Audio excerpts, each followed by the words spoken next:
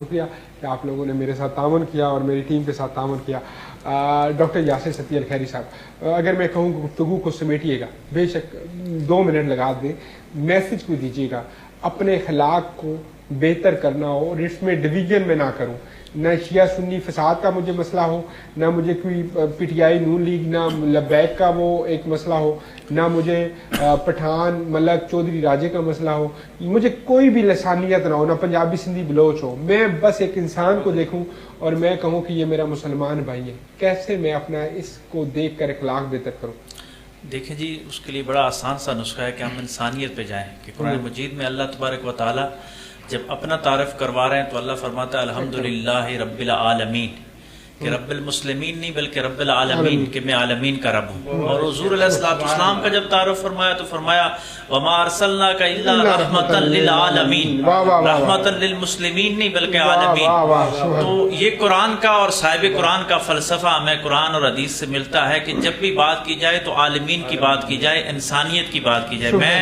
انسانیت سے بھی بڑھ کے آگے بات کرتا ہوں کہ ہمیں نباتات، جمادات، چرند پرند سب کے حقوق کا خیال رکھنا ہوگا۔ یہ ایک بیسک انسان کا فلسفہ نکلتا ہے۔ یہاں سے جب ہم آگے جاتے ہیں تو آپ قرآن مجید کی ٹرم دیکھیے کہ قرآن جا پہ مسلمین کا تعارف کروا رہا ہے، مسلمین کے بعد پھر وہ مومنین کی بات کر رہا ہے، یا ایھا الذین آمنوا، وہ اسپیسیفک وہاں جہاں یا ایھا الذین آمنوا آیا ہے وہ اسپیسیفک جو مومنین کے لیے احکامات آئے ان کی بات ہو رہی ہے، وہاں پہ جا کے بات ڈویژن کی ہو رہی ہے کہ ان احکامات پہ عمل کرنا ہے۔ لیکن جب بات حقوق و فرائض کی ہو رہی ہے تو اسلام جو ہے وہ انسانیت کی بات کرتا نظر آتا ہے۔ جب ہم انسانیت سے آگے چلے جاتے ہیں تو پھر ڈویژنوں میں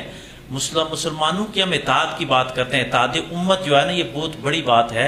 اور بدقسمتی یہ ہوگی کہ ہم نے تو پہلے انسانیت کو تقسیم کیا، انسانیت کے بعد ہم نے ریلیجن میں آ کے مذاہب میں بھی اتنی تفریق پیدا کر دی کہ یہ تیری مسجد اور یہ میری مسجد، یہ تیرا امام اور وہ میرا امام۔ ہم ذات رسول صلی اللہ علیہ وآلہ وسلم کو بھول گئے کہ جنہوں نے اختلاف رائے کے اسلامی آداب ہمیں سکھا دیے۔ ہم اگر اختلاف رائے کے اسلامی آداب سیکھ جاتے، تھوڑا بہت اگر آپ کے نظریات سے کوئی اوپر نیچے ہو رہا ہے تو آپ کو اس کو برداشت کرنا چاہیے۔ قوت برداشت بڑی چیز ہے۔ آپ اپنے لاجک کے ساتھ، اپنی بات کے ساتھ بٹھا کے سکون سے، آپ کا بھائی ہے وہ، آپ کے نظریات مختلف ہو سکتے ہیں بالکل۔ اور پھر رسول اللہ صلی اللہ علیہ وسلم کی بات دیکھیں کہ ابو جہل جیسا آدمی، اس کا بیٹا جب مسلمان ہو جاتا ہے تو حضور علیہ السلام صحابہ کو کہتے ہیں کہ اس کے سامنے آپ ابو جہل نہ کہا کرو، کیونکہ وہ ہے کافر ہے، لیکن اس کا والد ہے، اس کو تکلیف ہوگی۔ اب یہ میرے صحابی ہیں، اس کے سامنے ابو الحکم کہا کرو،